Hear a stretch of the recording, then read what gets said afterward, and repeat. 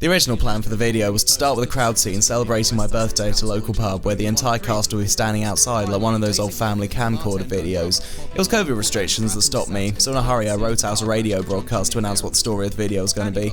Rob was happy to film himself just doing chores while the radio was on. I thought it resembled a scene from a soap opera like Brookside or something. I wanted to instead have the story unfold gradually so the viewer pieced it together. It was going to be a funny scene, it was going to have a few jokes in there, and most of all spell out what life is like for me at this present moment that's then going to be 5 years in the past in the story. Then after that there's me and Jason standing outside my local with the sign re-edited to look like the Rockin' Horse. That poster took me a ton of work. I was trying to fit in as many Easter eggs, blink and you'll miss it moments as I could, so people would spot us on the 8th watch or so. This is one of those what could possibly go wrong scenes where the entire point is to lead to the tragedy that comes right after. Because music videos need to be short, I tried to squeeze all of the content into just a minute at the start. After that, most of it's alternating scenery filmed in Birmingham and Bristol, designed to give the feel of a surreal journey. For some context, I've got a demo CD with pictures of the band and a parcel with a faraway address on it as I'm going home. I did most of it as just handheld camera shots with my phone. See these profile shots of me walking? I'm holding the camera just above my head at an angle. I edited in those lights as well. Probably the most fun part was combing through old videos of me performing so I can show off everyone as part of the band. That's what it's all about. The idea of just going around to meet everyone separately was what I thought of to make the most depressing angle of the whole video be that nobody's really kept in touch.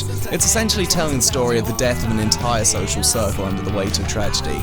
Very Skins, very British working class drama. The scene taken at this bar was the one I worked at, one of the few open around the time. Taking the footage of the VHS tape flashbacks and editing them together was ridiculous. I had to animate my own timestamps and split the colours.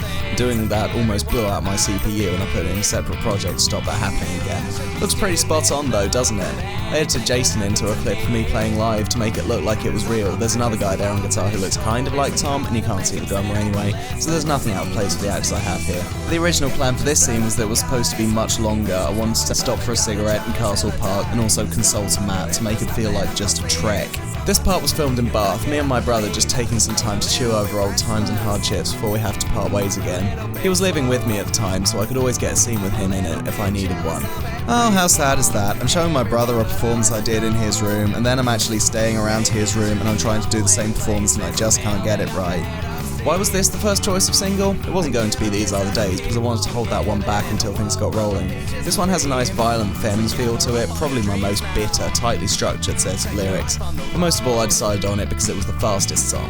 It just hits you like a train and never stops. It's aggressive and there's always something to pay attention to.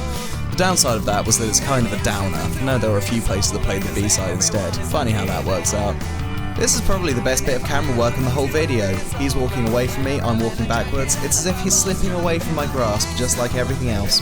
So what's been in the envelope the whole time is just an album of photos of friends that I've missed from back in the day. Make it look like I have a much busier social life back then than I do now. I had to get in touch with all of these people and see if they'd agree to be in it. Then I have a text from one friend. It says he can't meet me because he's moved away.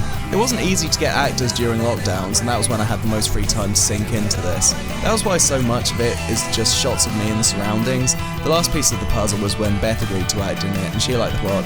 She was great to work with, just took one day to do what we needed to do, paint a picture of young love with the little tambourine scene clearing up her part as drummer, holiday somewhere out of the Clifton railway station, then editing up that poster and CD. Probably the hardest part was doing the sync. I calculated the exact length of the beat of the song in frames, planned how many beats each clip should last for, then did an Excel spreadsheet to give me the results in frames so I could build it up just like that, round to the nearest whole number.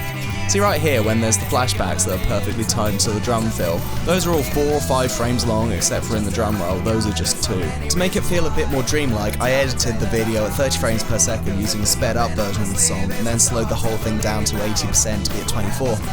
This part. Tom's so excited to come to the Rockin' Horse and it's closed down forever. A classic lick of symbolism. It's all really over. And now we get to the gravestone scene. It's underplayed and I think it hits hard. The trouble is, we filmed it on an absolutely miserable day where the clouds were nothing but just bright white overcast. So I had to edit those out and take out the skies from other clips of video, magnify them, and that was not an easy job at all.